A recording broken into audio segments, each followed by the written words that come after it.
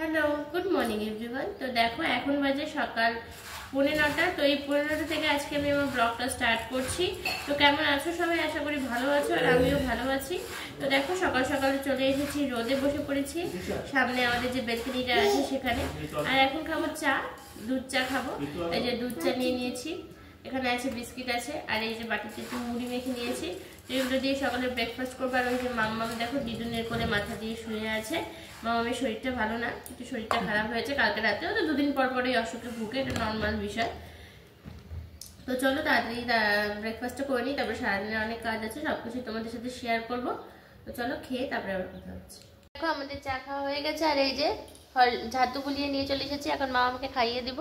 তো মামামের শরীরটা কালকে রাত থেকে আবার খারাপ হয়েছে। খারাপ বলতে একটু পেটে ব্যথা হচ্ছে, আর মাথা ব্যথা বলছিল, আর কাশিটা তো ছিলই। সেটার জন্য অনেক সকালে উঠে গেছে, 5টার সময় উঠে গেছে না, তারপরে আর ঘুমায়নি। তো ওই যে ওকে এখন আর ভাবছি যে হরলিক্স উল্টাপাল্টা কিছু খাওয়াবো না, ছাতুটা খাওয়াই দিই, তাহলে পেটটা ঠান্ডা থাকবে। তো ওই জন্য ছাতুটা খাইয়ে দিব। কি খাবো মা? ছাতু? ঠিক আছে। তো মাম্মাম আর আমি রেডি হয়ে বেরিয়ে পড়েছি, আর এখন যাচ্ছি একটু শিলিগুড়ি মোড়ে। আর ওই দেখো মাম্মাম। আর এখন যাবো হলো মামামের হেয়ার কাটিং করাতে।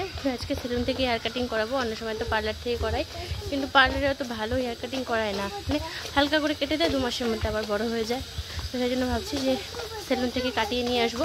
আর শুধু শুধু এখন থেকে পার্লারে যাওয়ার একটা অভ্যাস হয়ে গেলে একটা বাজে নেশা হয়ে যাবে। তো চলো যাওয়া যাক, তবে ওখানে গিয়ে আবার কথা হচ্ছে। হ্যাঁ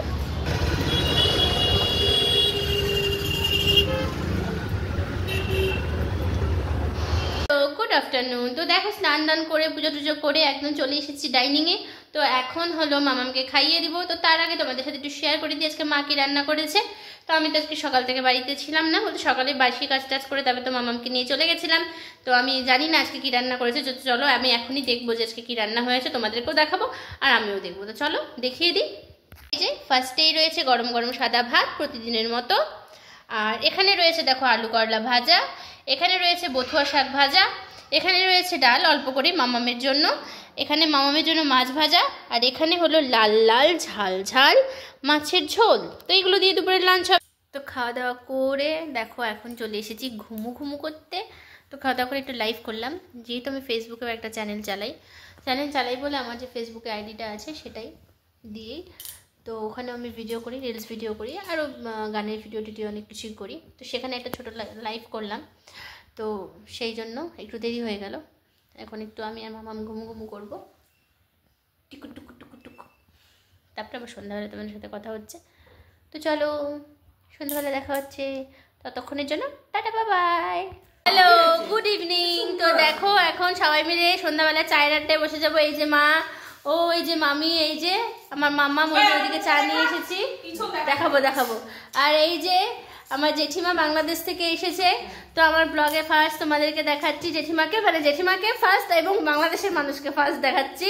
তো দেখো এই যে জেঠিমা বসে চা খাচ্ছে বিছানার উপরে, কারণ জেঠিমাকে হলো ওই যে কি বলে, ওই যে করোনা হলে রাখা হয় না, কিসে গোমা, তো ওই জন্য আলাদা রাখা হয়েছে শুধু আজকে রাতের জন্য। কালকে থেকে আবার আমাদের সাথে বসে টেবিলে বসে খেতে পারবো, এই জন্য আজকে বিছানায় বসে খাচ্ছে, আর আমরা সবাই যে টেবিলে বসে খাবো। এই যে আর এই জন্য মুখ দেখাতে বলছে ভালো করে, এই যে দেখো।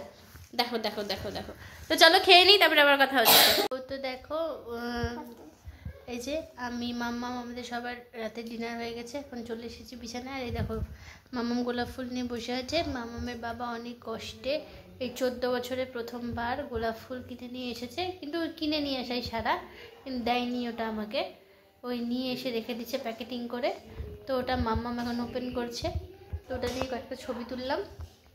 মাম্মাম এখন ওটা নিয়ে বসে আছে। সবাইকে বলে দাও হ্যাপি রোজ ডে। কেন আজকে হ্যাপি রোজ ডে বলো। তো চলো এখন ঘুমিয়ে পড়বো। আর আজকে তো প্রচণ্ড বাইরে হাওয়া দিচ্ছে, ঠান্ডা, মানে ঘরে যতটা ঠান্ডা বাইরে বেশি ঠান্ডা। তো চলো good night, tata. Good night বলে দাও। কালকে দেখা হচ্ছে আবার নতুন ব্লগে, নতুন সব কিছু নিয়ে। ততক্ষণ সকলে ভালো থাকো, সুস্থ থাকো এবং গোলাপের মতো সুন্দর থেকো।